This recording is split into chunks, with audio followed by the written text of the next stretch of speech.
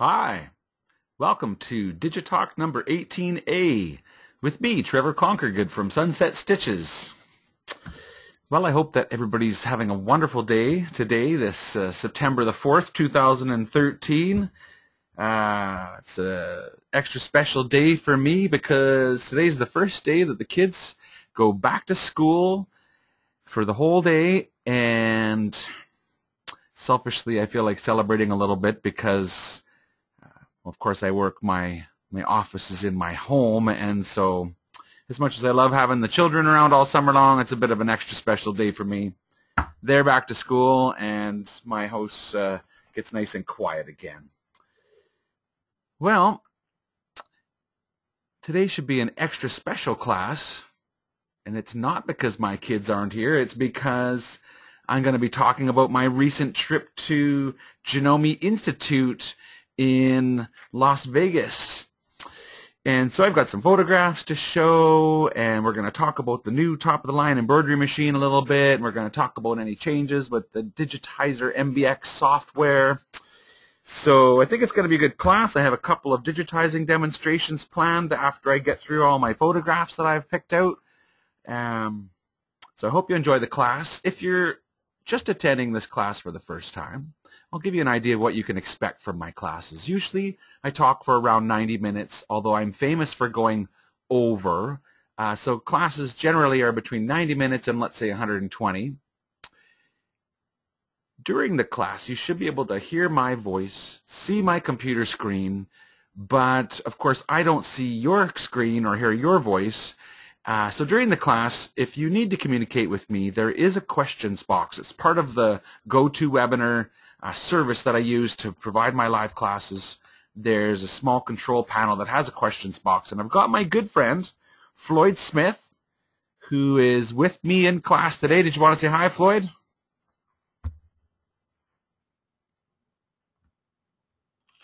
Yeah, I can say hi. Hello, everyone. Welcome to the webinar. I see we have 112 attendees now. I got a message popped up on my screen, Trevor, that said only the first 100 will be able to see the webcam. Do you know anything about that? I don't know. I'm not using a webcam anyway, so don't worry about that. Okay. It's part of the technology that I don't think I use, Floyd. But thanks for letting me know. Floyd lets me know. Basically, once I start my presentation, I don't really have my eyes on the control panel, and so Floyd's able to just interject if needed and ask questions or help out. So I really appreciate Floyd, all the help you've given me in the Digitizer Workshop classes. So thanks a lot. And yeah, Floyd's coming to us from beautiful British Columbia, somewhere in the Queen Charlotte Islands. Is it Salmon? Which island do you live on again? I live in Salmon Arm, but it's in the interior on Shuswap Lake. Oh, you live in the interior. Yeah, my mistake. Yeah. Salmon Arm and the beautiful Shuswap Lakes. Well, coming to a boy from the flatlands of the prairies, that sounds pretty exciting, Floyd. All right, I'll get on to it. Thanks very much, Floyd, for helping out. And if you guys have any questions, I'm sure Floyd will be happy to help you out or interject. Generally speaking, whenever I present my classes, I've already prepared all the topics that I intend to cover in that day's class. So the questions really are for specifically to do with the topics that I speak about on that particular day. That said, I love to have email from people with questions and suggestions about new topics that I can do in my Digitizer Workshop classes. So, all right. Where we're going to start today is I'm just going to take a minute and go over, for people that are new to Digitizer Workshop, what I do. So this is actually Digitizer Workshop number 18.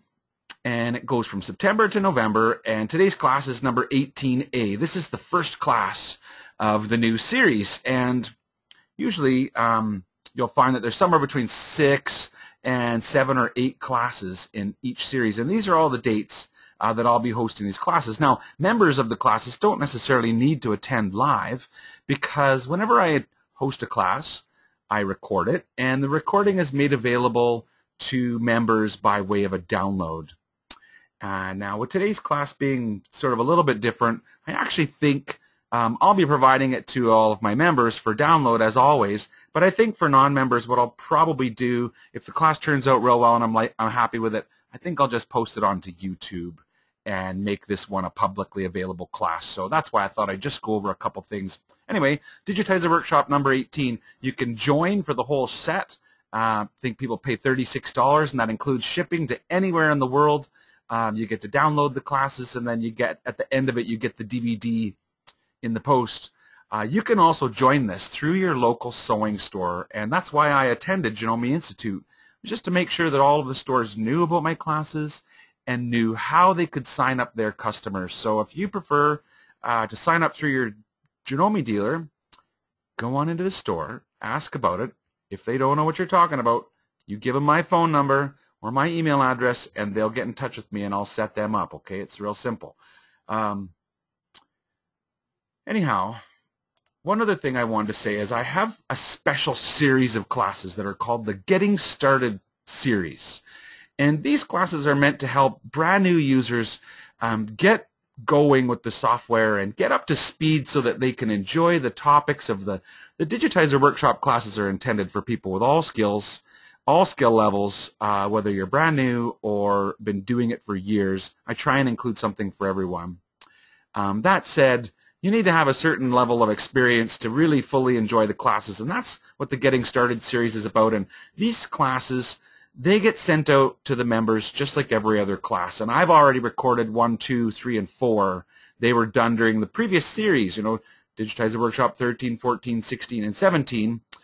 Upcoming classes in this series would be 5 and 6. So Getting Started number 5, October the 9th, will be on the DW18 disc. And Getting Started number 6, December the 4th.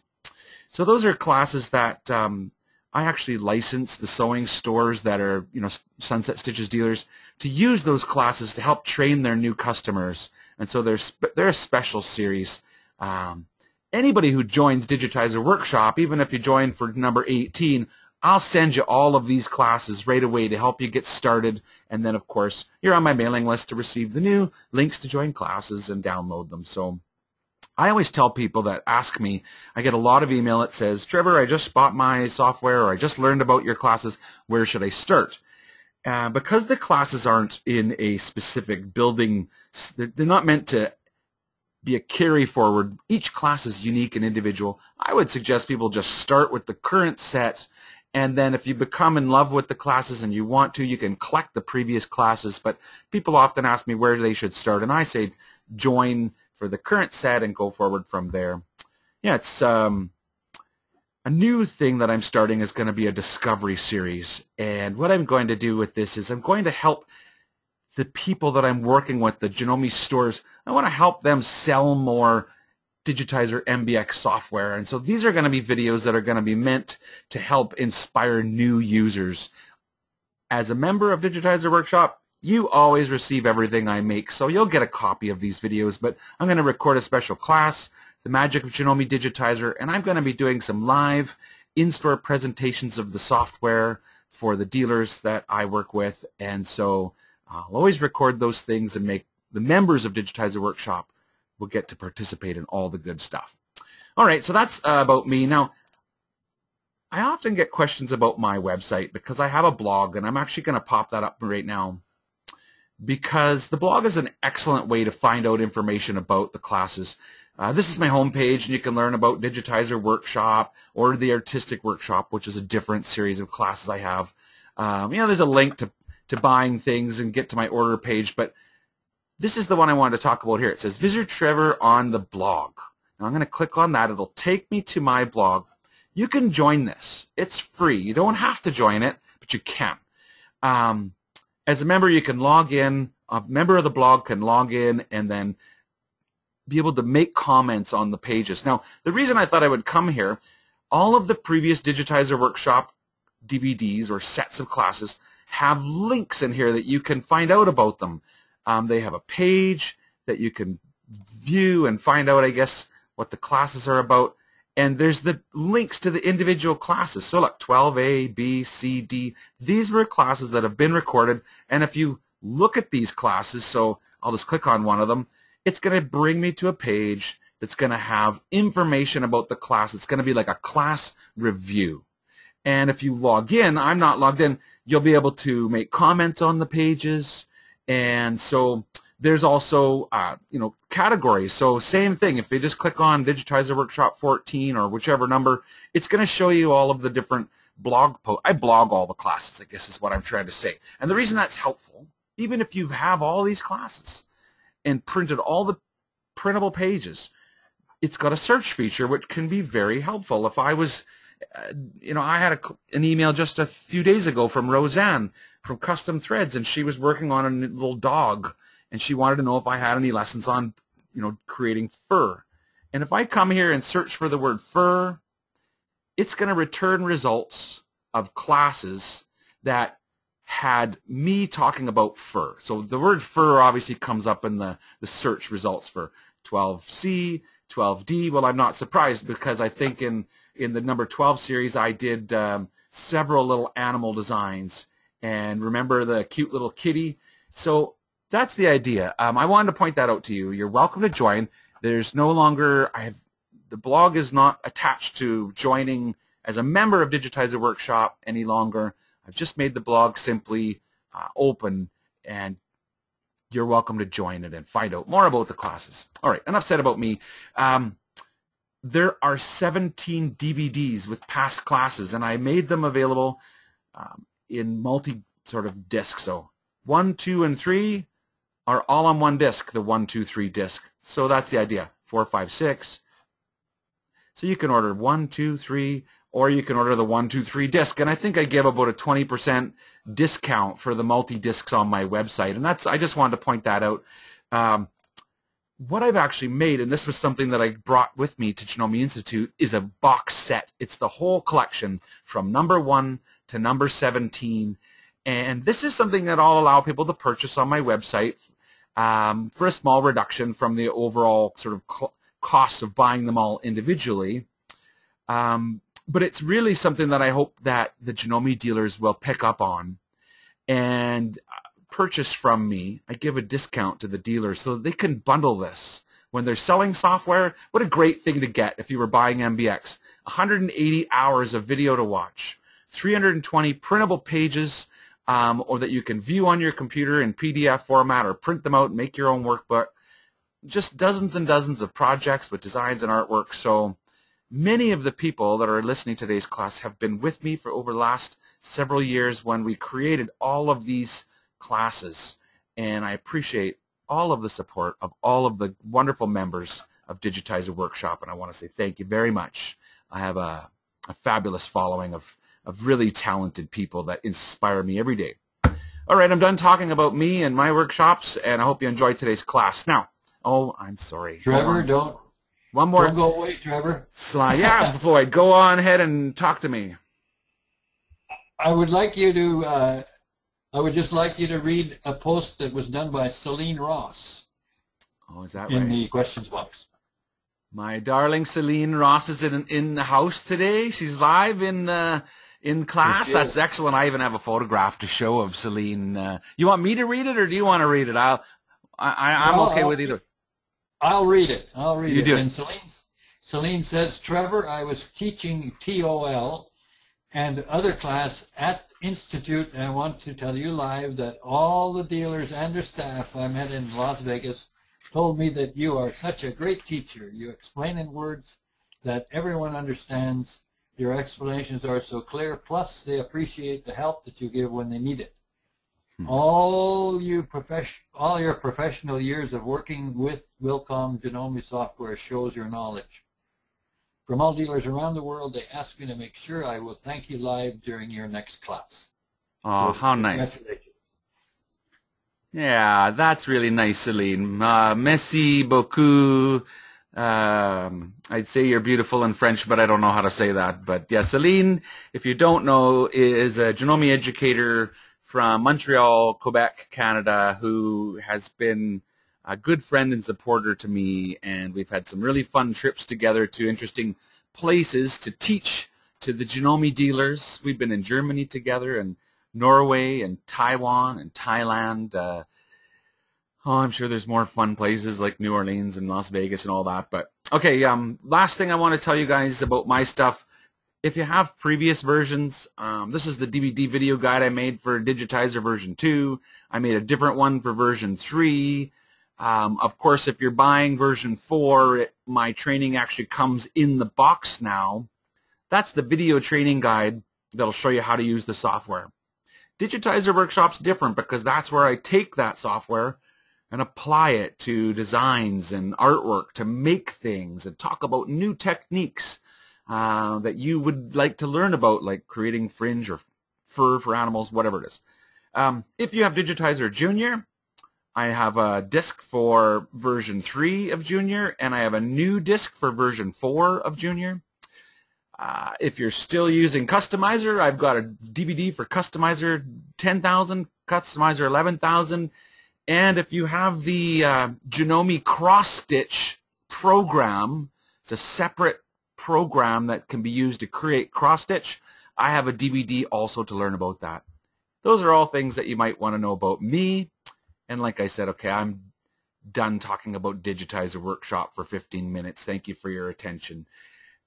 Now let's talk about my trip to Las Vegas, because this was really quite exciting. Janome only does this every second year. And this is my 6th time attending Janome Institute. I have to say one thing. I was solo this trip. Normally I'm there with my father with a trade booth for Digitize, which is our family embroidery business. But my dad's been quite busy this year. He was flooded. His land was flooded this spring to the spring runoff, and they've got horses. And anyway, it was just not in the cards for Dad to come with me this year. But I had a wonderful time. And this was Janome's message: navigate a new direction. And so I'd like to share with you some of the photographs and just give you a little bit of the taste of my experience with my trip to Las Vegas. So this is the hotel where the conference was held, at the Rio. And I really enjoyed the Rio. It was a good time. Quite a nice hotel, 1 block off of Las Vegas Boulevard, with a fabulous view of all of the hotels on the Strip. In fact, this was the view. This is the Las Vegas sunrise out my hotel room window, so you get a real feel for what a big town Las Vegas is. If you've never been there, it's really quite something. You never know who you're going to run into in Las Vegas. This is me, and of course, it's probably not the real Michael Jackson. I'm not that silly, but he sure looked like it. And the Ira just happened. He was just walking by he's just walking through the casino. It didn't even have a bodyguard. I said, hey, Michael, can I have a selfie? Anyhow, that's me and Michael. And of course, I went for a little trip down Las Vegas Boulevard, mainly because I wanted to buy trinkets for my kids to bring home. They don't believe me. I go to Vegas for 5-6 days, and I didn't even leave the Rio Hotel once, except for to go out and get some trinkets for my kids. But of course, who do I run into but my man, Elvis Presley? And we got our picture together, and I was trying to put on my little Elvis. You know how he always lift his lip a little bit on the top? Well, mine, I think I ended up looking like I was snarling. I posted this picture on Facebook, and my beautiful wife said I looked like I was angry or something. I don't know. Anyway, it's always fun in Las Vegas. Beautiful sights, and if you've never been there, there's such interesting things like the dancing waters in front of the Bellagio, or the whatever, all the hotels. And those are some quick pics. Now, meanwhile, back at the Rio, the dealers are arriving, and they're signing up by the hundreds. This was a very big international institute with people coming from all over the world. They actually set up in where I was the trade hall. I didn't teach. This is the first Janome Institute that I did not go as a teacher. I thought it was more important for me to be in the vendor hall, talking to dealers about my classes, and in all the other trips that I've made to Janome, I've presented some sort of class. Anyway, they set up Janome World, which was really interesting. It was surrounded by all the flags of the world, and then they had different areas within this sort of room that had a real theme of the international flair of this country, whether it be America or Asia or Canada or Britain. And this was actually where the Janome staff, like the salespeople, hung out and met with their customers when they came in to, of course, order new sewing machines or whatever they had to sell. This was my booth in the trade hall, and I need to say thank you specifically to my beautiful wife Lorna, who invested quite a bit of time. I pulled a box out and said, Lorna, I have all these amazing samples that I've made in all these Digitizer Workshop classes. It's a pretty big box, but I've never displayed them. I've never taken any of this stuff anywhere. It's the advantage of working from home.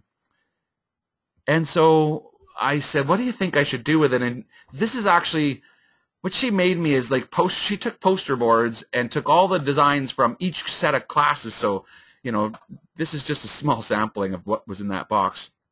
I think this is Digitizer Workshop 12 to 16, made into poster boards and then stuck up on a backdrop for the booth. Anyway, that was me and in my booth there, and that's where all the dealers came and met me. Now I'm going to set the stage here because now it's opening night, and I was in the trade hall. If you saw, I made a little video and put it on YouTube. This was me getting ready to make my little video. I posted it up on YouTube to invite everybody to today's class, so you may have seen that little YouTube video. Anyway, I'm walking down the hallway and I start running into Janome educators with very beautiful, elaborate hats just to set the stage of the atmosphere of the event. And here I am in the opening reception, and they just had us on the edge of our seats with the drama and the Las Vegas style production, complete with dancers and actors and movies, and they built it up. This was, I don't know if you know who Diane Stutzman is, but Diane and Jim have been very big supporters of Janome, and they have a very interesting Janome group, JanomeOnline.com. I forget exactly the URL. Sorry, forgive me, Diane, for not knowing it off the top. If you don't know about Jim and Diane, email me. I'll get you their web address. But I sat with Diane practically in the front row, just waiting to find out what was new. So the presentation started, and this is Mr. Oba. He was the most senior person from the Janome Tokyo to attend, and he gave a presentation, and he announced that 2013 is the 30th anniversary of the memory craft embroidery model, from the 8,000 to, of course, the 9,000 and 10,000, 11,000, 12,000, and the new and exciting top-of-the-line 15,000, which just came out. Here you've got Toshi and Michael, who are the senior executives from Janome America and were the gracious hosts of this event. And then the next slide, I laughed because it still says Toshi and Michael up here, but actually it's Randy and Ian. And Randy is the sort of senior vice president for America, and Ian is the director, national sales manager from Australia. They're kind of like the equal counterparts for their countries. And yeah, so all the big guys got up on stage and had a little, welcome to our, party, da-da-da. And then they started up with the show, and literally these pictures are snipped out of a video that I held my iPad up and tried to capture the moment. But they put the new machine literally on top of Las Vegas Boulevard, and here we've got our sewing machine as big as the Bellagio.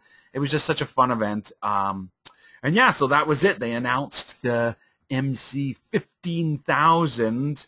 And of course, I could barely get close to one to even get my hands on it. First of all, because I was in the vendor hall in my booth talking to the dealers that came to meet me.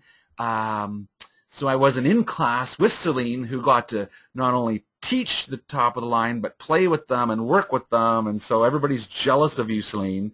I actually rang Celine up after Institute to say, I want to talk about the MC 15,000. Could you give me a hand about what I might want to say? The first thing she said was, it's a beauty. And I should try and put my French accent on. Hey, she says, hey, come on, it's a beauty. Outside of that, it has a large screen, the largest screen in any Janome machine, and it's very bright and colorful, and the commands are very clear and easy to follow. It now has a new iPad app that works wirelessly with the machine, and so you can monitor the progress of your machine. You could even interact with your embroidery designs on your iPad and create your layouts for your next project, all while sitting in the lounge chair in the backyard, according to the movies they showed. Anyhow, new iPad apps I have yet to download and try out, but apparently they're going to be available through the Apple, through partnership with Apple. They're available in the App Store, so that's probably a pretty big deal. The processor is faster, so using the machine is going to be quicker. It's going to go through the designs faster. It can now handle up to a 32 gigabyte memory stick, and it's just going to give you much more quicker responses. It came built in with all new embroidery designs. It has new lighting. It's got a new automatic needle threader, which works excellent. It comes with the new Horizon Link Suite, which is a series of 7 or more programs and utilities that you're going to use to interact with your machine. You know, everything from putting screensavers on the machine to, you know, sending and interacting with the designs, building your stitches. It's got a new and improved straight stitch needle plate. Like I said, it's just a real beauty. The cover, the lid, when you lift the lid, the way it just opens up, it feels so nice and smooth. It's got AccuFill built in. It's no longer an accessory. It's just a really complete machine. It's got so many things, and those are the notes that I wrote down when I talked to Celine, because like I said, I couldn't get close to one of these babies. They were very popular at the show, obviously. So after the big presentation, this is me running down the hall to try and get to my trade booth before everyone else. But they have all these were the girls that were the dancers on stage. Of course, I had a moment to stop and get a picture, but they would have led everybody down the hall. Literally, there was over 1,000 people in attendance. I have no idea how many stores were represented, but I met people from Russia, from India, from Scandinavia, from Australia, from the United Kingdom, from Canada, United States, all over the world, Asia. Here's some of the girls from Janome Canada. These are the Janome Canada educators, Debbie, Celine, Linda, and Liz. These 4 girls all work, well, they're all people who live in Canada, and they're educators for Janome. Let's leave it at that. Celine, in particular, is very special to me because she is just such a wonderful friend and supporter. And so thanks for your message earlier, Celine. I didn't know you were going to do that, but I appreciate that. She doesn't attend my class live very often, but I think it's an extra special class today. We've got extra special guests attending. Anyway, this is me and Celine on the night of the welcoming reception in the Janome world. But yeah, after that, I was just busy meeting people like Kay. This is Henry Jones from the Pro Sew Shop, who just sold his store. He came to say his hellos and goodbyes. He just turned 86. He's going to be working with the new owners of the store to help them out. But Henry Jones is unique, and he's one of the only Janome dealers who's actually come to Saskatoon and visited the Digitize offices. And he came on a holiday, and my dad just happened to be in the office, and I think he was driving to Alaska. He made us on the road to Alaska, or maybe it was the road home from Alaska. But yeah, I met lots of new dealers that I'd never met. I also saw lots of my old friends, like the people from Gall Sewing back here, or my great friend Scott Gerling in Vancouver. Yeah, all of these people are special people to me. Donna was in a class not too long ago. These are actually both Donnas, because this is Donna from Huntsville Sewing back with Phyllis, and this is Kim, who's actually from the Sewing Revolution, and of course over to the right is another Donna, and that's from Nanaimo, who was in class with us not very long ago, teaching me about cutting designs with my Cameo cutter. Wonderful new dealers, Rob and Kelly, Sylvain and Louisette, and just all of these people were fun to meet. And so I thought I would include pictures from me in my booth with all of the different Janome educators and dealers that I met. Not all of them. I met tons of people. This is Leslie. She's from Queensland and Australia. And yeah, all of these people, these particular people I thought I would tell a small story about because they're quite a treat. This is Rebecca and Lance, and they're also from Australia. And these two, the reason it's kind of funny, I'll just give me 2 minutes, I'll tell you the short version of the story. Back in, I think it was 2008, I was invited to Australia to attend a Janome National Conference on the Gold Coast of Australia. And I'd known these guys for a few years, and we were kind of, it was the welcoming night, we were kind of teasing them because they weren't married. They had children that were grown, but they just never got married. And we were like, oh, you should finally tie the knot. There's a chapel right here at the Sanctuary. The hotel was called the Sanctuary Cove in the Gold Coast, and said, you guys should get married while you're here. And they actually went down to see if it was possible, but of course they got told, well, you don't have a marriage license, and da-da-da-da-da. Meanwhile, I open my big mouth. I'm like, I'll do it. I was making some kind of a joke. Don't ask me why, but I said I would marry them. And I think they actually thought that I was some kind of a marriage commissioner or something like that back in Canada. Goodness knows why. Anyhow, word got around, and the manager, Toshi was actually in charge of Janome Australia at the time, and he actually heard that they were getting married. You know, rumors get around. And so he went out and bought a wedding cake. So as sort of the story goes, now it's like the farewell day, and they found out they can't get married. Now they found out there's a wedding cake, and so they came to me and said, well, why don't we follow through with the joke and get married? They called it for shits and giggles. Let's just get married for shits and giggles. And so this is like noon on Wednesday, and I'm supposed to do this now at like 8 p.m., so I have like hours. So I'm back in my hotel room now on Google looking for wedding vows, and I actually wrote a little thing to my sermon, and I married them in Janome matrimony. And in front of all their Janome brothers and sisters, we had a little marriage ceremony, and as soon as it was done, out came champagne and a big wedding cake. And so 5 years ago, these guys got married in Australia, and I was the marriage commissioner. Of course, none of it was legal.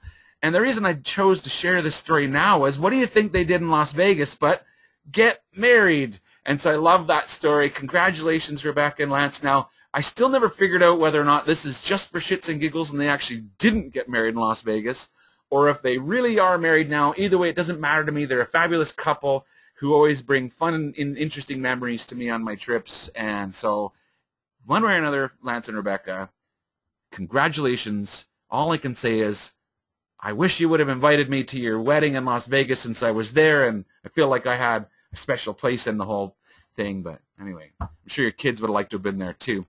Now we're back at Janome World, and this just gives you an idea of all the beautiful display that's in the hall. A lot of walking when you're in Vegas. Even just getting from my hotel room to the trade hall felt like a journey.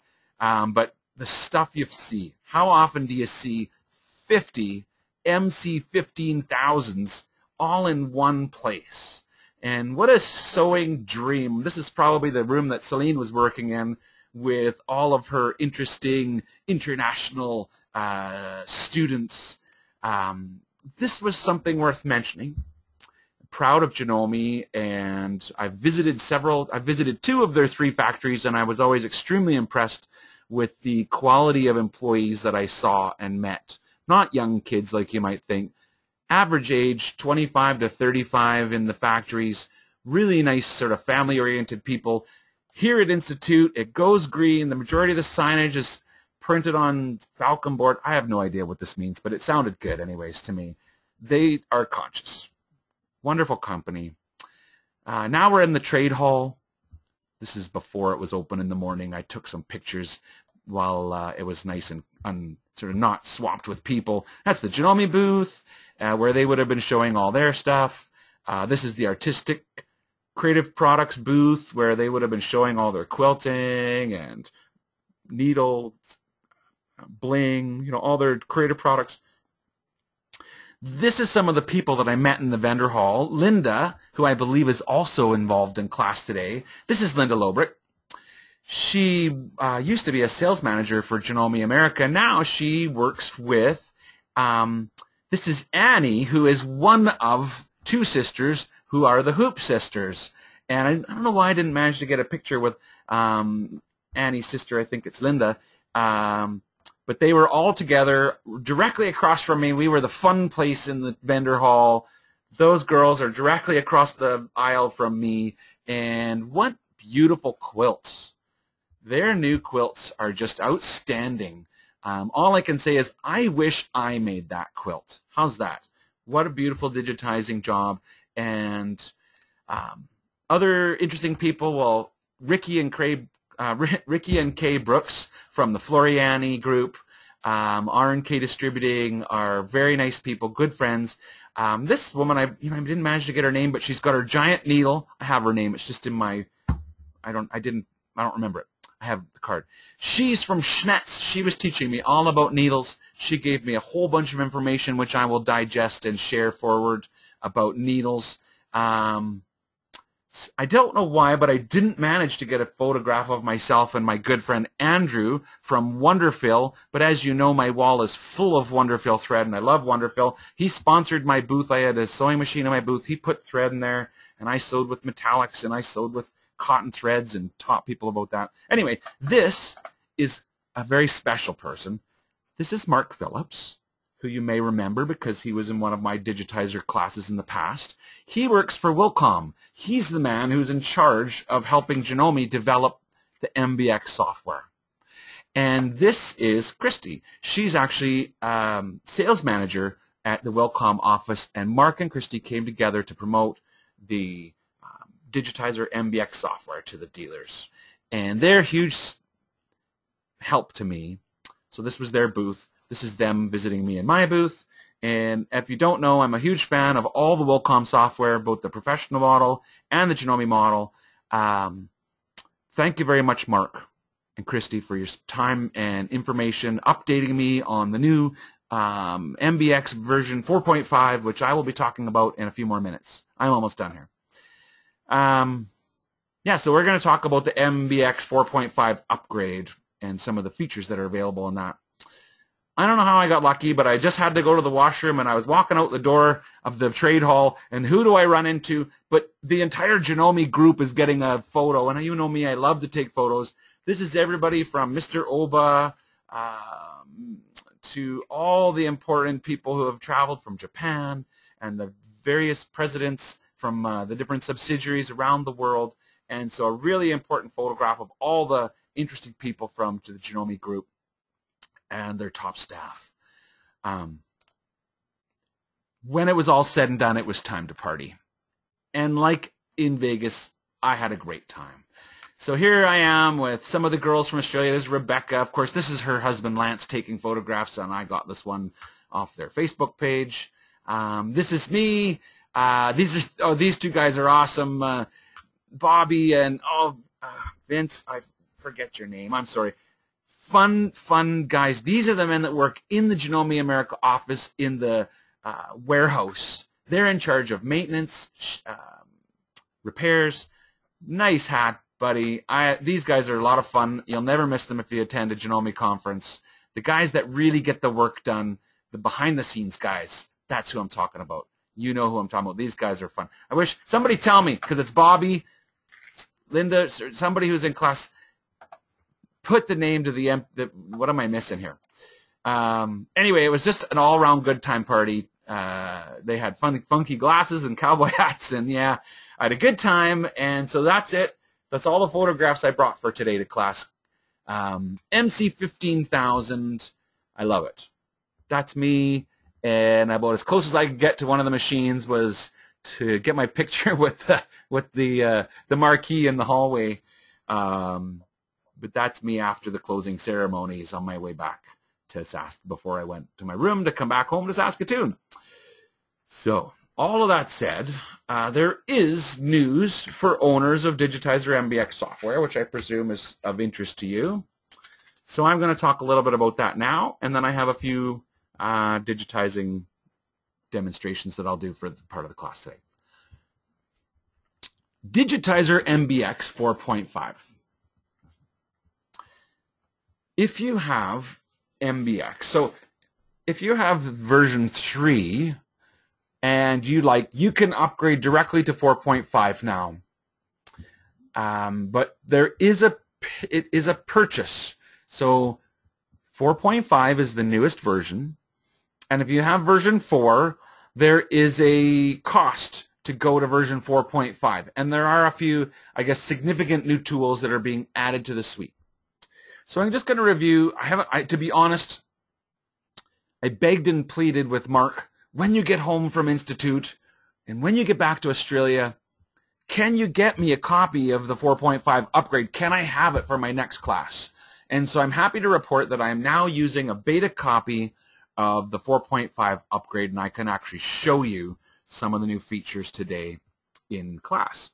So all of that said, I'm finally going to pop over to my workspace and show you the software. All right. I'm going to presume that everybody's got some experience with the MBX software. I'm not going to start from scratch. You know that there's toolbars, and you can customize the toolbars and move them around or put them wherever you want to. I have my color palette docked on the toolbar, but you can make them floating. That's the general idea. So what's new in version 4.5? I guess I haven't had a chance to go through the nitty-gritty and just learn all of the things, but so I'll just highlight the big changes. The main big change is we've added new digitizing tools. So here on the left, if you've got MBX, you're probably seeing, oh, there's a lot more tools down that toolbar. So this is what we have now. I have a freehand weave tool, I have a freehand closed line tool, and I have a freehand open line tool. And if I hold on that tool, it will fly open and show me that I have the freehand single line tool, or the freehand triple, or the freehand sculpture, or the freehand motif line, or the freehand candlewick line, or backstitch, or stem stitch. There's all these different styles of line. So it's very similar to just the straight line. The difference is with a straight line, I have to draw the point to the line. With a freehand, I get to simply take my mouse and draw a line. And when I let go, it stops. I can draw another line, and I can draw another line, and I can draw lines. Now, this is really going to be awesome for people who are using a drawing, like a tablet-based PC, or are using like a Wacom pen tablet. Imagine having a nice big Wacom pen tablet, putting a drawing on top of the tablet, and then using the pen of the tablet to draw the lines that you see. And those lines just simply show up in your software. And so it's a freehand drawing tool. And when we say open, it means it will make an open shape. If I choose freehand closed, it means when I let go, it will close that line and make a closed shape. So it basically connects the end point to the beginning point for you. And then another freehand tool is going to be your freehand weave fill tool, or just in general, any type of fill made with freehand. Because remember, if I click and hold, it shows me that I can do satin fill, weave fill, embossed fill, motif fill, candlewick or radial fill, contour fill, cross-stitch fill, and stipple fill. So I'll just click on cross-stitch fill and draw a shape, and when I let go, it'll close the shape and fill it in with cross-stitch. And yeah, so you draw these shapes. Now, notice as soon as I chose a freehand tool, this toolbar popped up for the freehand settings. And so we'll be learning more and more about these, but in general, you've got a slider to choose how much you want this to be smoothed out. So the less, percentages, the more it will give you, I guess, a very sort of precise line that you drew.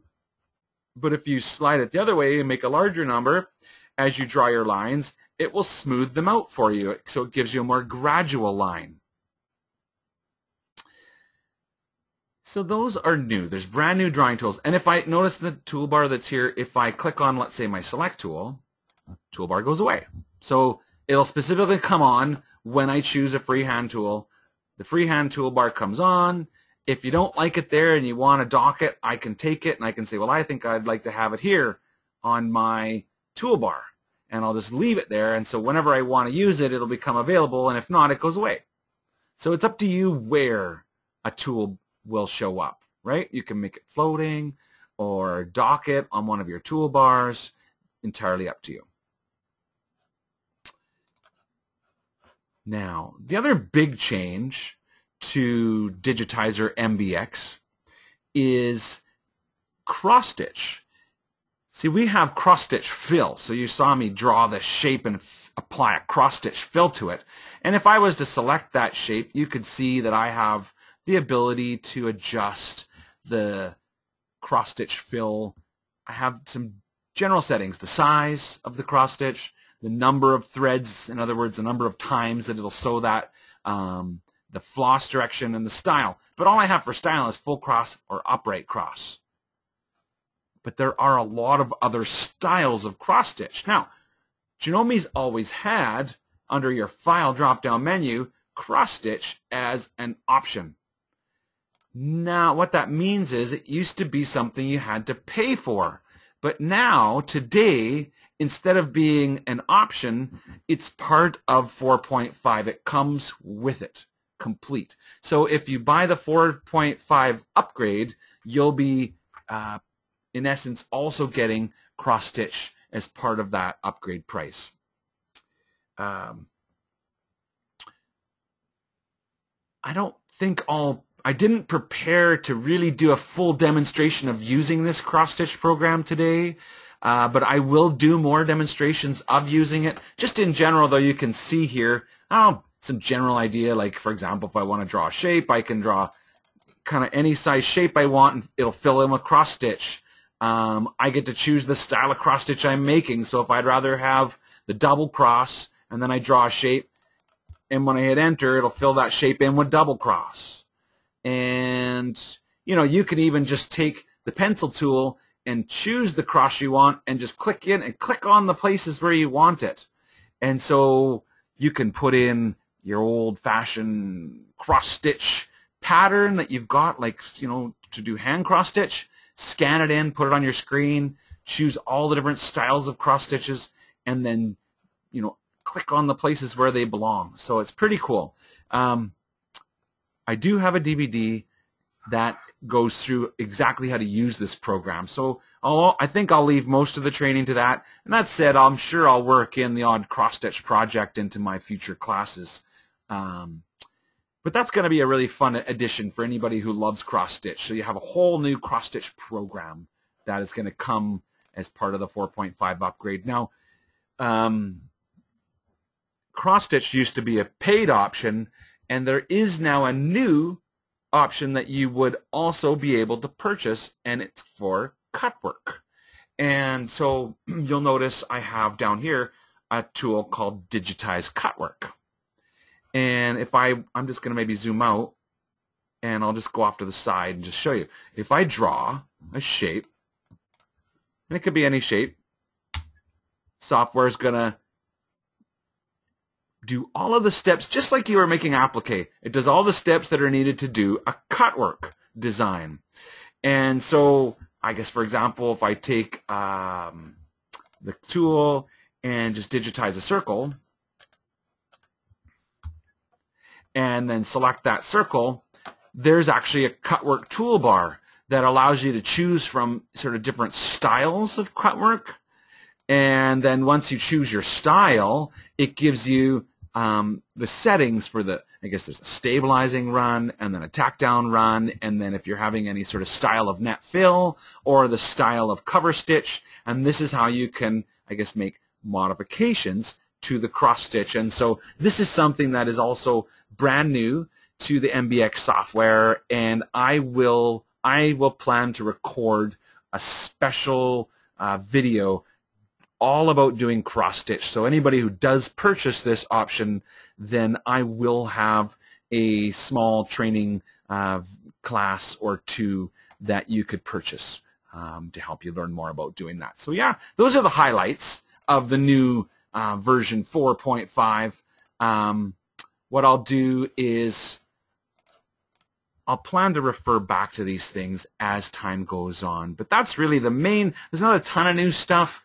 I'm sure there's other small fixes and updates that I'll be able to talk about more as time goes on with version 4.5 and I get a chance to go through the release notes and learn everything about it. But the freehand drawing tools and the cross stitch are the two main things you're going to get if you purchase that upgrade. You'll have to speak to your dealer to find out exactly what the costs are. I have some notes that said that the upgrade from version 4 to 4.5, so everybody who's already running version 4, sounds like it's going to be around $300 to make that upgrade. So, but don't quote me because your dealer may have better pricing than that. I think that might be the MSRP. And I think that the cost to purchase the upgrade to, or sorry, the cut work kit, maybe in the $300-400. I think it's around $400. And yeah, my notes aren't great on exactly what all the costs are, but I believe Digitizer MBX's suggested retail value version 4.5 is actually $2,000. And I know a lot of people will say, oh my goodness, $2,000, that's a lot of money for software. But you know, coming from the commercial world, and I've been a huge fan of Wilcom software for a long time now. I've been digitizing for 30 years, worked with all kinds of commercial embroidery companies, digitizing designs for them using Wilcom software. And I can tell you that the base level of the professional Wilcom software is $5,000. And then you start adding the options, which they call elements. And if you purchased all of the elements that you would need to get the equivalent to Digitizer MBX software, in the commercial product range, you're looking at about $15,000 worth of software. So it's a very relative thing. I think of it as a steal of a deal for what's involved. But I realize a lot of people that purchase embroidery machines, well, you might have bought an MC350E and paid less than that for your embroidery machine. So it makes it a big deal to purchase this software. But I want to assure you that it is a very, very professional program that's got a lot of capabilities, and I've already recorded over 180 hours of class time using this software, and I have not even begun to say that I'm done it all. There's just so much. All right, well, let's do this. Control A, delete, clean up my workspace. Where I'm going to go from here, this is a design that I made for Janome Institute, and I wanted to have the bling, and so I made it with my Artistic Suite software because that's sort of one of the features of the Artistic Suite. But then I got thinking, that's actually a pretty nice design. I like what I made. Took that sort of classic Las Vegas, welcome to Las Vegas sign and changed it to say Janome Institute. So several people at Institute said, boy, I wish I had that design. So I thought, you know what, I'm going to bring this to next class and we're going to do some edits to this design and make it suitable for people who use MBX software. So that's my first topic, is we're going to make edits to a Jeff design. And this is a really important topic. This topic comes up in just about every Digitizer Workshop class. And it became, every time I do a review class, which was our last class, it becomes very apparent to me that I can't stress it enough. When you digitize a design in the Janome software, you make a Jan file. And the Jan file equals your original work. Now, if you want to stitch it out, you push on a button that says send it to the machine. Or you write it onto a card. And when you do that, it's actually changing it to Jeff. So the machine reads Jeff. The machine only reads stitches, but the software, it makes a Jan. And I want to remind you, whenever you make a design, save it as a Jan, because those original objects are best suited for editing if you go back to the Jan file. Okay. Now, yes, if you've got a friend who lives in another city and you want to email them a file, you can say file save as Jeff and email them the Jeff. Now, mind you, if your friend also has MBX software, you can send them the Jan. But the point is, if you want to distribute embroidery designs for people with embroidery machines, you save them to Jeff. Jeff is the stitch file. Oh, somebody doesn't know we're in class. Let me just silence that. Now this is important. You save it as a Jan because you want to edit it and you want to come back to the Jan. Any changes, go back to the Jan. You can always make a new Jeff file of your edited design. But if you open the Jeff file, Digitizer does something very special. It looks at the stitches and it makes objects out of them. And objects are very important because that's how Digitizer works, right? If I take the circle tool, left click and drag, I made the circle. Okay, the circle has stitches because the software made them. I made the circle, the software made the stitches. That's how it works. It's object-based embroidery.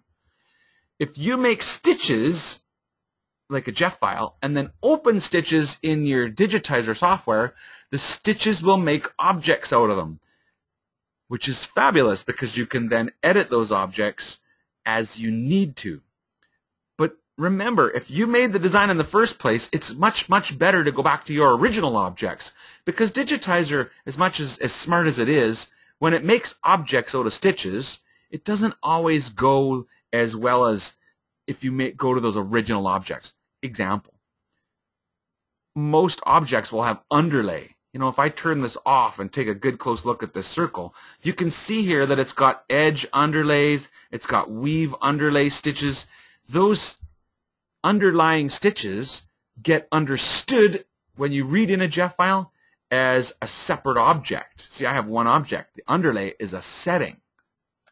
One of the tabs in my object property is underlay, and I can choose the style. Okay, but if I open a design that has a circle in it, the underlay and the fill stitch become two separate objects. And so I guess the point is, it's great, I can modify stitches to objects, but if you really want to, when you digitize, remember to keep your original objects. I can't say it enough times. Save a Jan, come back to the Jan. You need to stitch it, you make a Jeff. Once you're done sewing it, you got to make edits, you go back to the Jan. Now, all of that said, I got a design that I don't have a Jan, because I made it in another program that doesn't make Jan. So my only go-between is Jeff, and that's what I did. I saved, so I'm just going to say open. And I'm going to look in the folder for today's class, and there's 3 designs in here. 3 Jeff, see it says Jeff. I'm specifically looking for files of type, and I've chosen Jeff, not Jan. And I have the Janome Institute original, and I got another one, Janome Institute applique, and then I got a dog. So these are the subjects for today's class. So I'm just going to go to the Janome Institute original. This is the Jeff file that I stitched out, took it to Janome Institute, showed it off, and I think when I was done I gave it to my friend Toshi to keep as a keepsake. This is the design. So remember, these were just stitches. Those stitches have been converted into objects. If I want, I can use my select tool. I can zoom in over part of this design. I can show you that I could probably select this satin column as V and I move it over. See, there's the satin column. This is exactly what I'm talking about. See, the underlay has an edge run and a zigzag underlay. Well, they're separate from the edge run. No, that's not a problem. You know, I could take this whole design and go Control A and make it smaller. And it would reprocess all the stitches. Nothing wrong with that. Worked just fine.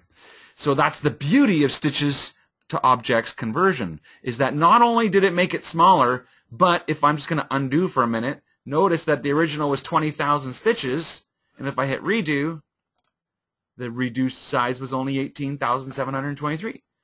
That's because of the magic of the stitches to objects conversion. But all that said, if I had originally digitized this design in the MBX software, just as an example, the word Las Vegas would actually be a lettering object. I'd be able to click here and it would select the whole word and I could quickly change the font. So can you see the difference? How, yeah, I can't change the font. Yes, I could go in and say, well, gee, you know, now I've made this even bigger and I want more underlay, and so I'm going to select on that satin column and I'm going to come into its object details and I'm going to add an additional zigzag underlay to it or whatever. And so see, I was able to increase the amount of underlay on the design or whatever you need to do. So yes, it's special. Digitizer can create objects from stitches, and therefore it does a very good job of doing things like resizing or whatever you need to do, improving. But I'll say it one more time. When you digitize, save it as a Jan. Keep those original objects, and I guarantee you Digitizer Workshop number 18F will have a review class, and somebody's going to send me a design, and I'm going to look at it and go, what happened to the original Jan? Because, you see, now that I've opened these stitches, I can save this as Jan. I could say right now, File, Save As, come to the folder for today's class. See, it says Jan format, and so I'll go DT18a Janome Institute Original Jan, Save. So, okay, I made a Jan out of it. But that Jan still has individual objects for these letters. It does not have a lettering object like it would have had I made it in MBX. So, I don't know how many times I can say it, but remember this. Jan is your original format. All right. What do I want to do with this design? Other than the fact that I thought it would be fun to distribute it, I didn't like how it's stitched out. The other program had a very simple sort of applique tool. And so if I look at the colors of this design, the very first color of the design is actually sort of like a little run stitch.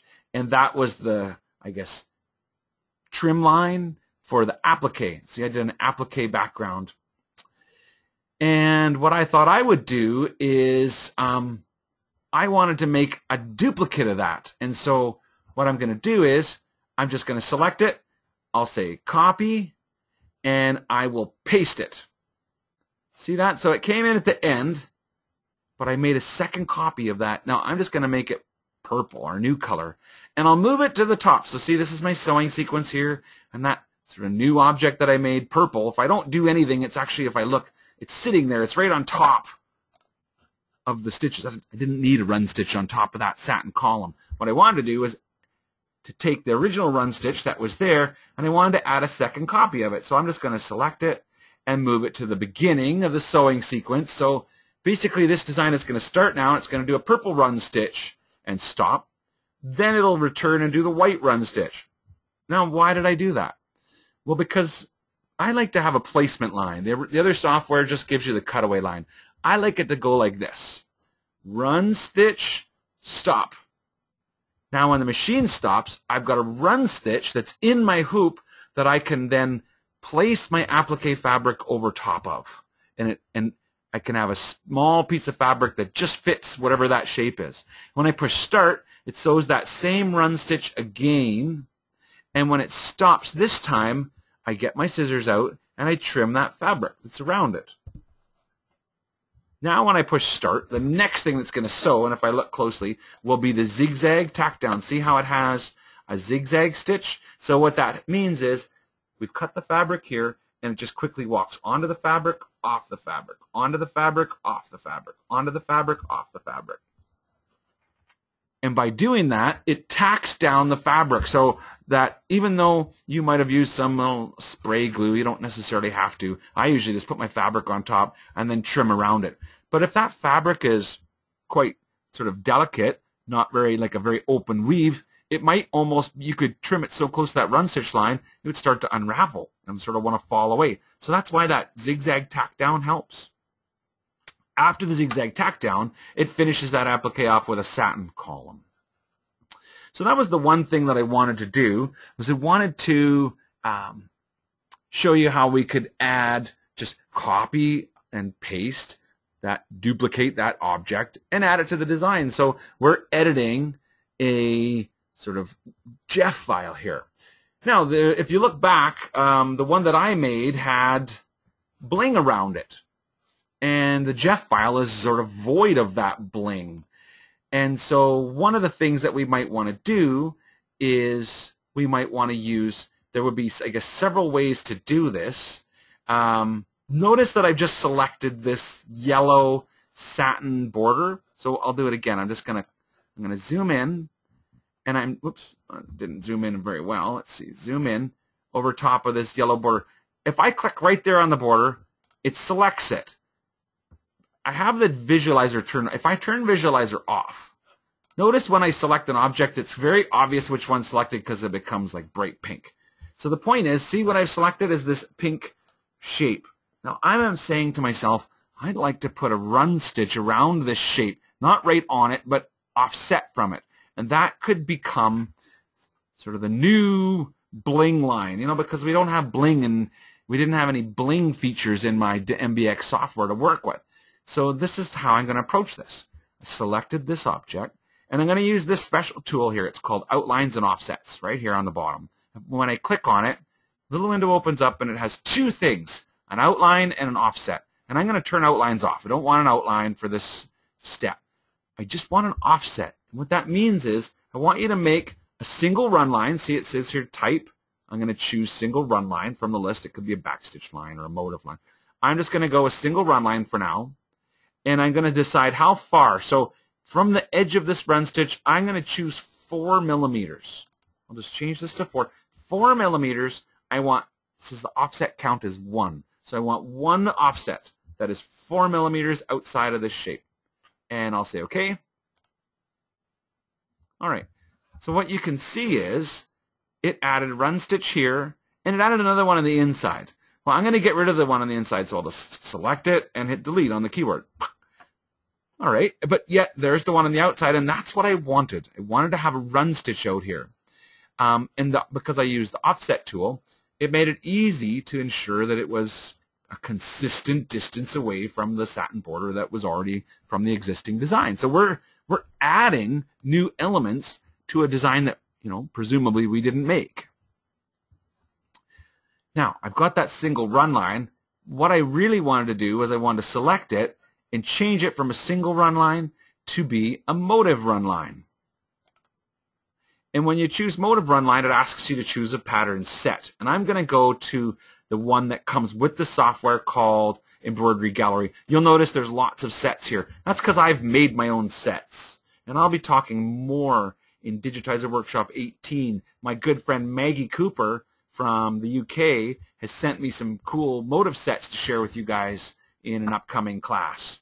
So we'll be talking more about making motives. The point is, I'm going to select the Embroidery Gallery, which came with the software. These are motives that everybody has. If I click on here, it'll show them in the 3D True View. Now, I'm going to scroll through and select, you know, and just show you that if I page through, there's just dozens and dozens of different motives that could be selected. And I can't even 100% recall which one I selected. It might have been something like this. One of these little diamond-shaped motives. And I'm going to say OK. And it comes up with a size of 4 millimeters and a spacing of 4 millimeters, which means they're all basically sort of stuck right side by side. I'm going to, before I even make this, I'm just going to change the spacing to be 6. So that means they have a little bit of space in between them. And I'm going to say OK. And voila, there you have it. We've created a kind of decorative motive run line around the Janome. And that, I'm going to stitch it in like a metallic thread. So that's, it can be as easy as that. Why do people own Digitizer MBX software? Because you want to be able to take the design that somebody gave you and make it your own. You know, add lettering, add initials, put it, you know, whatever it is to these designs, fix problems, you name it. Now that I've got it all sort of ready, I would save it as a GIF to sew it, but I would also save it as a Jan. Now, remember I said you'll never turn the Las Vegas into a new lettering object. I could do that. I would select the word Las Vegas, and I would just delete it, and then I would start a new lettering object, if you needed this, presumably. Maybe I wanted to change the font, and so I, you know, started with a different letter style. And so the point is, yes, I can add to these, I can create my own designs based upon designs that I didn't make. And that's what I want to start with today, because that's, to me, that's the most typical use of the MBX software. Not everybody buys it saying, oh, I want to be able to make my own designs. We learn to love to do that. But in the beginning, we're just thinking, oh, I got all these designs I already have, and I need to be able to make them bigger, smaller, add things to them, make corrections to them, combine them, make layouts, split them apart, use my multi-hoops, all the cool stuff that you can do with the MBX software. So whatever, all that said, I save it as a Jan, File, Save, because I already did save it as a Jan, and then when you want to stitch it out, you go File, and you go Save As, and you choose to save it as a GIF. So if you need to email it to your best friend because they want to stitch it out and they don't have MBX, and that's why you made it for them, give it a name. I'll just call it -2 so I don't overwrite the original, and it's Abe. Oh, glad that I did that. The hoop is not supported on the target machine. So let's take a look. See, I have to sort that out. They need to match, so let's look. The hoop I've got, so if I pick the MC12000, I need to select a hoop that fits the MC12000. So I obviously had a hoop, and my hoop didn't match my machine. Me, I have an MB4.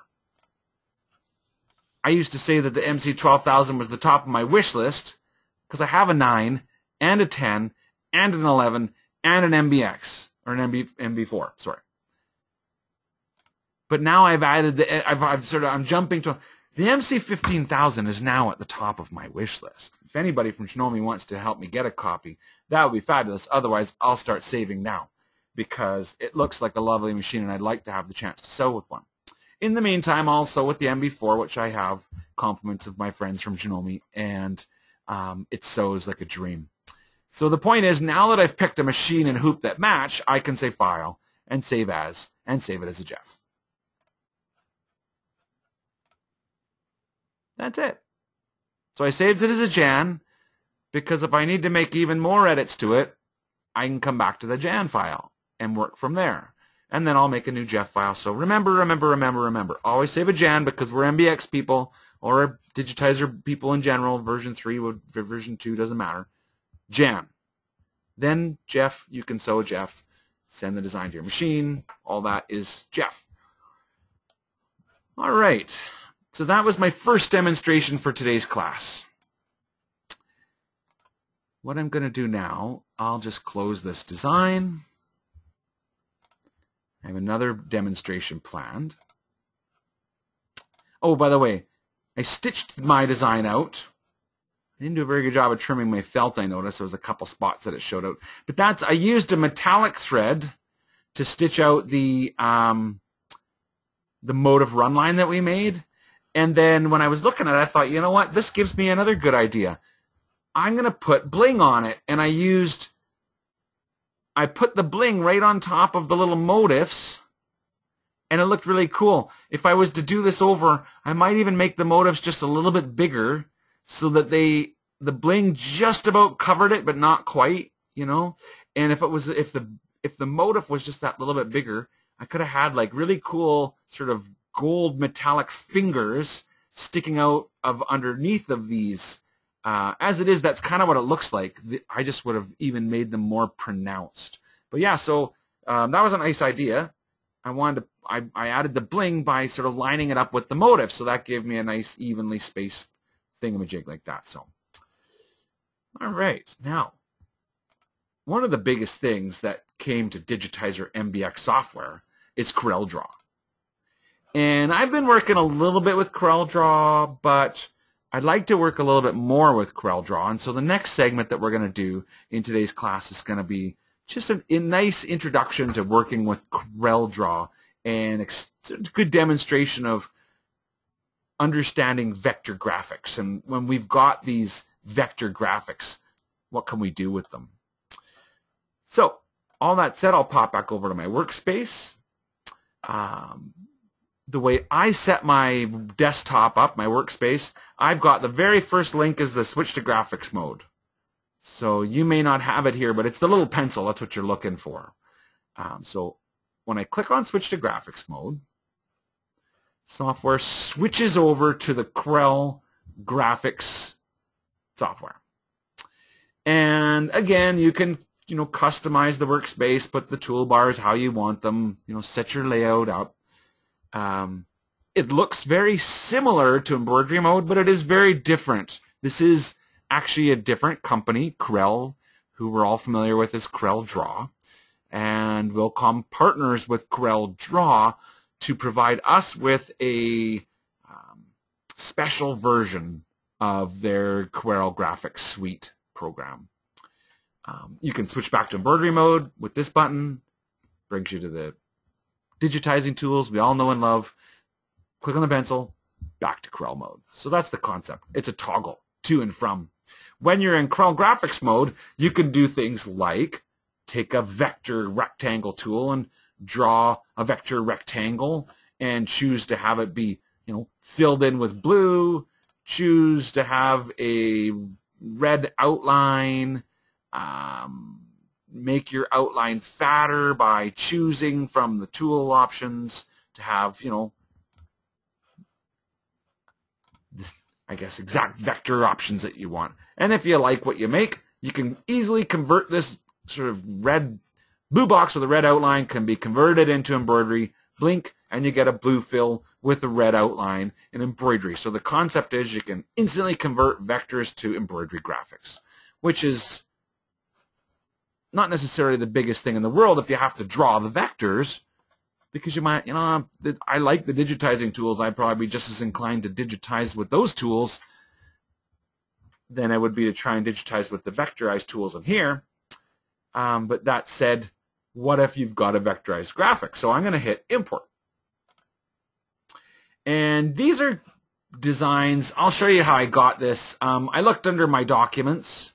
Depending on the version of Windows that you use, this may be slightly different, but I found mine by looking under Windows Documents, and then there was a folder for Corel, and under the Corel folder there was one for CorelDRAW Essentials, and under that folder there was another one called Extras, and under the Extras there was another one for Content, and under there was another one called Clip Art, and under Clip Art there was a bunch of topics. I went to Animals, and under Animals there were subtopics for farm animals or pets, and I chose Pets, and that's how I got to looking at these designs. Voila. These are CorelDRAW files. And you can scroll through and take a look at, the ones that are available, and this is the little doggy. I just picked a simple black and white image to work with, so I'm going to say import. Now, I need to say where to import it, and if you want it to be sort of in the center of your page, you can just hit enter on your keyboard, and it places that graphic down. Now I'll just zoom out a little bit. He's pretty big, like that's an 8.5 by 11 piece of paper. I don't want him that big. I could come over here and specifically type in a size on my toolbar, if I wanted him 5 inches or whatever. If I want to, I can just click and grab on a corner handle like this and resize him visually until he gets to be whatever size you think you want. Doesn't matter. And now, what I'm going to do, I'm just going to move it back into the center of my page and zoom in on him. So there's the doggy, and if I wanted to right now, I could click on him and hit Convert Graphics to Embroidery.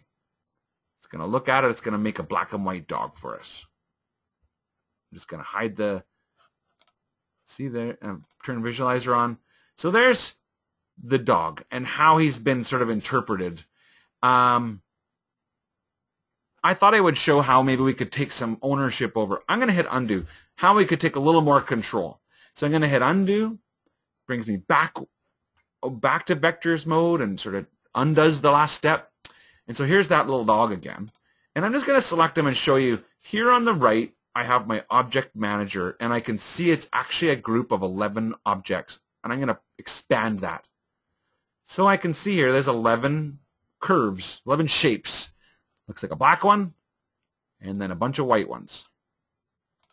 And what that means is the way this vector was created, there was the black, and I'm just going to try and move it over. Oh, it's a group. Sorry. Before I can do that, I need to select this group, and I'm just going to right-click over top of it and choose Ungroup. Now that I've ungrouped them, I should be able to select specifically the black curve and move it over. And just to show you, what I really have is a black shape with a bunch of white shapes on top. So I'll hit Undo and Undo to put it all back together. So what if I wanted to do this as a one-color design? I don't want to make a black fill with a white on top.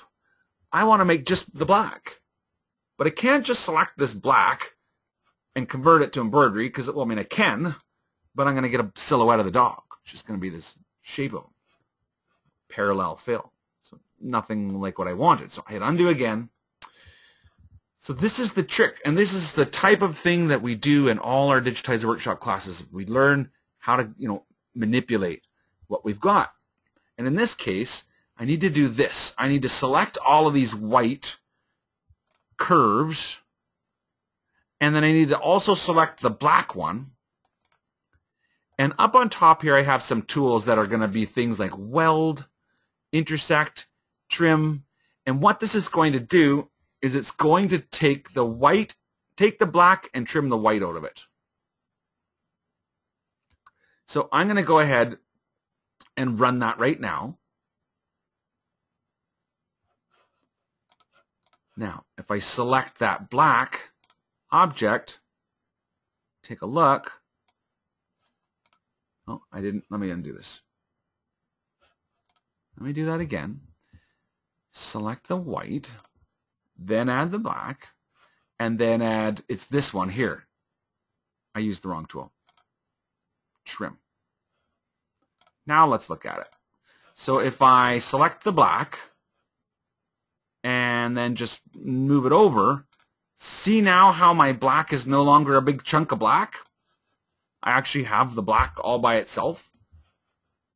So if I undo, see, look, if I make all these white ones some other color, I'll just fill them in with pink or something, orange, whatever. See, that's what he looked like. And all I did was I took that black background and I used the orange, or was white, to cut out that from that black silhouette and left me all these black pieces. That's what I really wanted. Excuse me. Because now what I'm going to do is I'm just going to get rid of these orange curves. I don't want them. I just want to select this one and convert that graphics into embroidery mode. And so now you can see how I was able to take vectorized graphics and quite quickly generate an embroidery design. So yes, it's very powerful, but you need to do a little bit of learning about CorelDRAW and how to trim those shapes together. And in fact, I'm just going to switch back over there and demonstrate it one more time. If I make a square and a second square, and I'm going to make the second square filled in with blue, and I'm going to make the first square filled in with orange, and so clearly I have a blue square, I'll make it fit right on top, that's on top of the orange square. If I want to trim the orange square, if I actually want to basically remove the blue square out of the orange square, I select the blue square, then I can select the orange square, and then when I have select one rectangle, Control, select another rectangle. Well, where's my trim tools? Oh, I always do this to myself. I don't have the select tool on.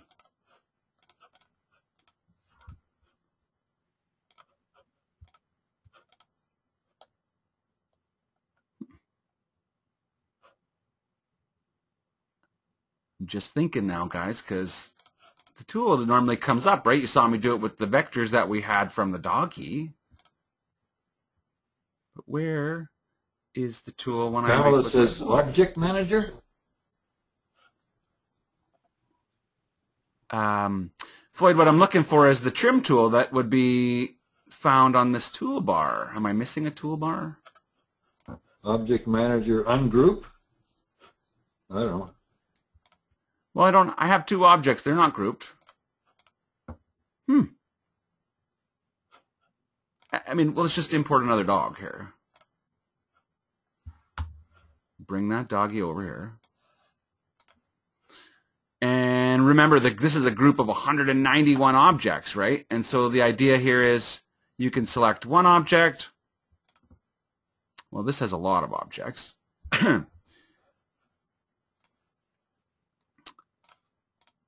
See if I can find that black one that's the background. When they are grouped, because I did do this, you have to ungroup them, right? So we ungrouped.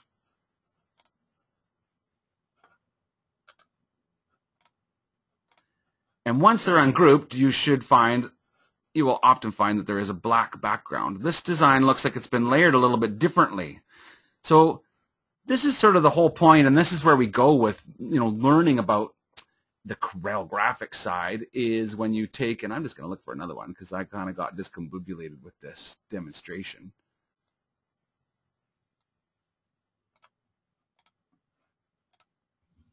So I have a vector.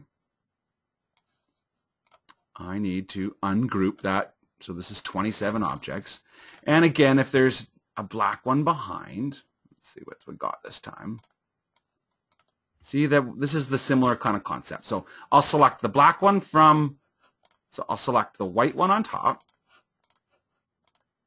And then I'll select, let's see if I can get out. Select the white one on top. Then select the black one that's behind.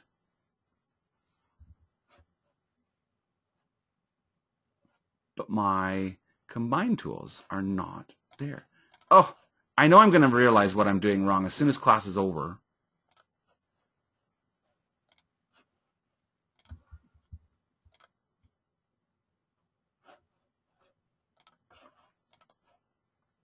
Anybody come to my rescue here? Where is my combine tool?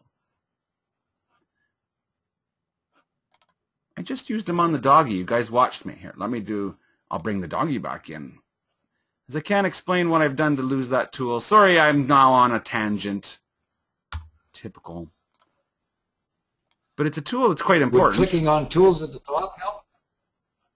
All right, so we got our little doggy. He's a group of 11, so we'll ungroup him. Right? We'll take the white parts of the doggy. Look at that. There's the tools. And then collect the black part of the doggy, and that's when I can use this trim, which is exactly what I did. I'll have to study for myself what's different between the vectors that I made that I'd like to trim.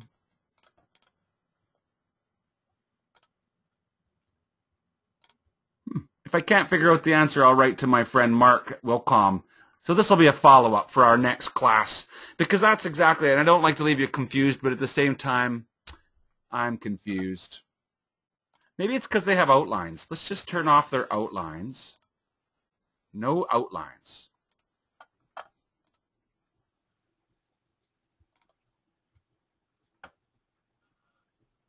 Yeah. I can't explain it. I'm not as an expert as Corel as I'd like to be, but I'm pretty good with it. Anyway, we'll leave it at that. Did I confuse you guys with that? Let me just say this. We'll wrap this up. I'm going to select all and delete all that stuff. We'll just do the doggy one more time. So I looked in the CorelDRAW files and I found a little doggy that I thought, he actually kind of looks like, we have a new puppy at my house. So as quiet as the house is because the kids are off school, there's somebody upstairs probably chewing on my shoes right now. And this was a group of 11 objects. And so I ungrouped them, making it 11 individual objects.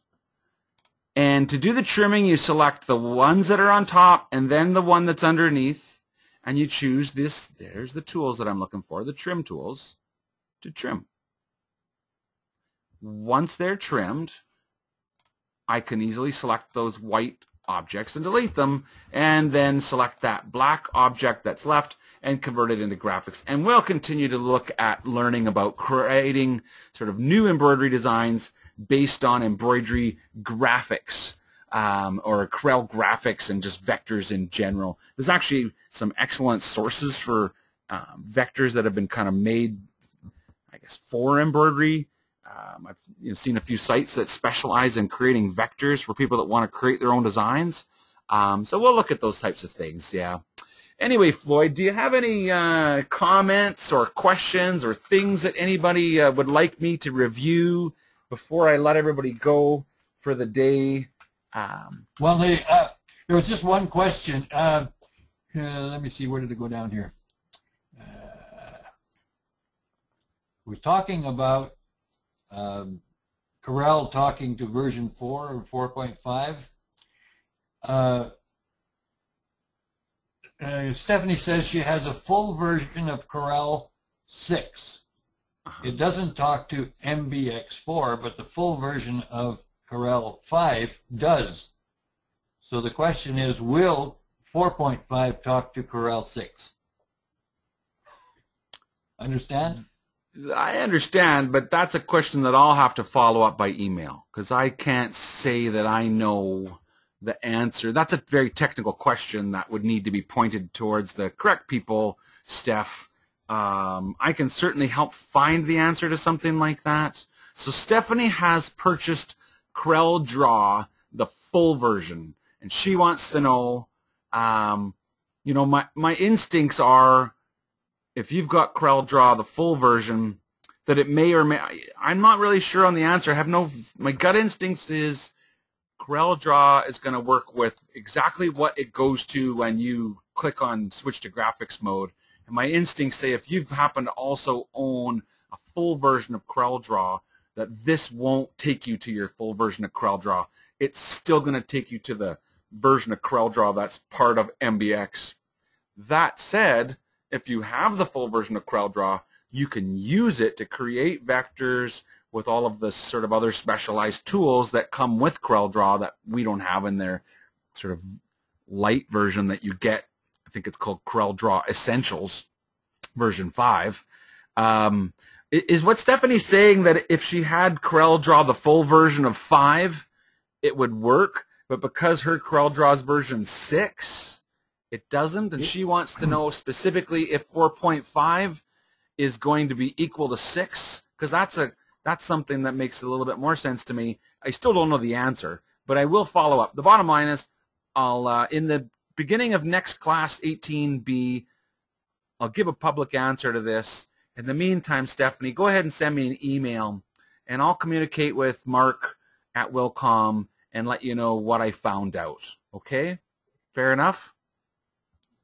Sounds good, Trevor. Yeah, she was asking that would 4.5 be usable with Corel 6? That was her main question.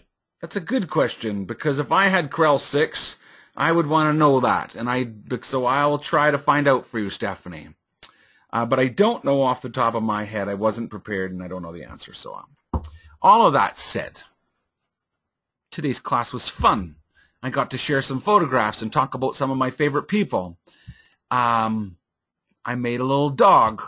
I don't know why I'm not prepared to show you a photograph of my puppy. If you want to see my puppy, join my Facebook page, because he'll probably be featured on my Facebook page. I got a Facebook page for Sunset Stitches, but you're also welcome to like me, you know, just good old-fashioned Trevor Conquergood, and my more personal stuff. All that said, the next class, 2 weeks from today, as always, every 2 weeks, we've got Digitizer Workshop number 18. It's DigiTalk18b, Wednesday, September 18th, 2013. That is for members only. In the meantime, I will wrap this recording up, send a copy off to all the members, and for anybody that's not a member, I will post a copy of this on YouTube. But I would like to say thank you very much to everybody for attending today's class. I hope you enjoyed seeing my photographs and having a little taste about what it would have been like to attend Janome Institute 2013 in Las Vegas, baby. Thank you, Floyd, for your help in today's class. And until I speak to you again, I hope everybody has a wonderful day. Thank you very much for attending, and goodbye.